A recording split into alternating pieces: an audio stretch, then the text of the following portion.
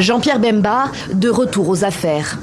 Le fondateur du MLC, le Mouvement de libération du Congo, a répondu à l'appel du président Félix Tshisekedi, contre lequel il s'était pourtant opposé lors de la dernière présidentielle. En 2018, en effet, empêché de se présenter lui-même, Jean-Pierre Bemba soutient la candidature de Martin Fayulu face à Tshisekedi, pour s'allier à lui aujourd'hui. Les plus hautes fonctions à la tête de l'État congolais, cela fait des années qu'il y aspire. 2006, Jean-Pierre Bemba échoue au second tour de la présidentielle face à Joseph Kabila. Un résultat qu'il conteste. Bientôt accusé de haute trahison par le pouvoir, il fuit son pays l'année suivante pour l'Europe. Mai 2018, il est arrêté à Bruxelles et transféré à La Haye quelques mois plus tard. La Cour pénale internationale le poursuit pour crimes de guerre et crimes contre l'humanité pour des faits commis par ses troupes en République centrafricaine 6 ans plus tôt. Car Jean-Pierre Bemba a eu une première vie de chef rebelle. C'est au début de la guerre congolaise de 1998-2002 qu'il fonde le MLC, son parti, doté d'une branche armée et qui opère dans le nord de la RDC. En 2002, le président de la Centrafrique voisine l'appelle à l'aide. Ange Félix Patassé craint d'être renversé. Bemba lui envoie des hommes qui se livreront à de nombreuses et graves exactions, viols et pillages. C'est pour ces faits que Jean-Pierre Bemba passera 10 ans à La Haye. 2016, il est déclaré coupable de crimes de guerre et de crimes contre l'humanité et condamné à 18 ans de prison. 2018, à la surprise générale, il est acquitté en appel et prêt à se relancer dans la bataille politique. Nous avons un pays qui est très très riche et avec une population qui est extrêmement pauvre, et je pense que la population mérite un autre type de gouvernance dans ce pays. Le 1er août 2018, Jean-Pierre Bemba est de retour au pays. Des dizaines de milliers de personnes l'accueillent à Kinshasa. Preuve que malgré ses 11 années d'exil, il reste un acteur clé de la vie politique congolaise. Aujourd'hui ministre de la Défense, il sera chargé de trouver les moyens de rétablir la paix dans l'est de la RDC et particulièrement dans le Nord Kivu, partiellement occupé par le M23.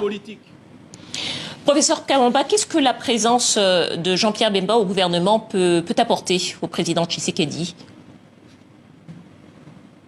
Alors, il est assez surprenant de voir qu'il a hérité du ministère de la Défense. Or, le ministère de la Défense, nous savons que l'Est est en proie à toute une série je pense que l'espoir du président Tshisekedi, c'est de voir Jean-Pierre Bemba un peu remettre de l'ordre au sein des FARDC et au sein surtout de la stratégie militaire. Mais néanmoins, il faut souligner que cette tâche va s'avérer difficile et compliquée, d'autant plus que les positions s'est radicalisées entre d'une part les différents groupes armés et le M23 et sur le terrain. Par ailleurs aussi, il faut souligner que Jean-Pierre Bemba n'a pas non plus laissé un beau souvenir à l'Est au moment de la rébellion avec le MLC, surtout dans la partie Ituri et ce qu'on appelle le Grand Nord du Nord Kivu. Et donc, il y a quand même toute une série quand même de couacs que la population pourrait ne pas nécessairement adhérer et accepter Jean-Pierre Bemba comme ministre de la Défense, tout en un peu ce qui s'est passé dans ces deux provinces lors de la rébellion du MLC en 1996, plutôt en 2000, dans les années 2000, début des années 2000. Professeur Kabamba, une dernière question. On a moins parlé des autres entrants. Il y a pourtant un troisième entrant qui est politiquement très important aussi. C'est le ministre de l'intégration régionale, Moussa Nyamwisi. Est-ce que vous pouvez nous dire quelques mots à son sujet?